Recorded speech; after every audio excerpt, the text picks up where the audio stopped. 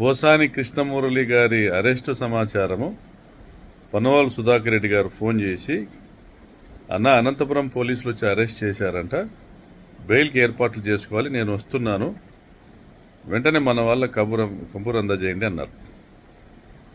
నేను వెంటనే అలర్ట్ చేశాను, స్థానిక డిస్ట్రిక్ట్ లీగల్ సెల్ ప్రెసిడెంట్ చేశాను. మరి ఇంత లోపలే కాల్ వచ్చింది, నోటీస్ పంపించారు.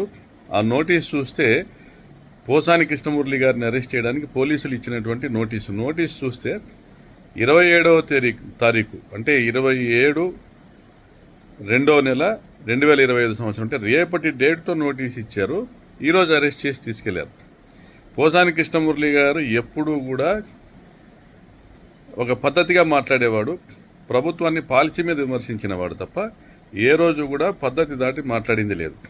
మరి ఆయన పైన ఈ 111 సెక్షన్స్, 353 సెక్షన్, 196 సెక్షన్ ఇవన్నీ పెట్టి నాన్ బెయిలబుల్ కేసు పెట్టి Sambepalli police, Rayachoti constituency Sambepalli police వచ్చి అరెస్ట్ చేస్తూ రాజంపేట కోర్టుకు తీసుకెళ్లేటువంటి విధంగా నోటీస్ ఇచ్చారు. రేపటి డేట్తో ఇచ్చారు.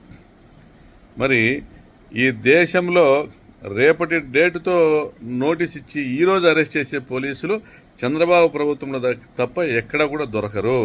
ఇది రెడ్ బుక్ రాజ్యాంగం అమలు చేయడానికి మాత్రమే వీరు ప్రభుత్వ యొక్క అధికారాన్ని ఉపయోగిస్తున్నారు తప్ప ఈ రాష్ట్ర ప్రజలకు వీరి నుండి, చంద్రబాబు నుండి కానీ పవన్ కళ్యాణ్ నుండి కానీ ఒరిగేది ఏం లేదు.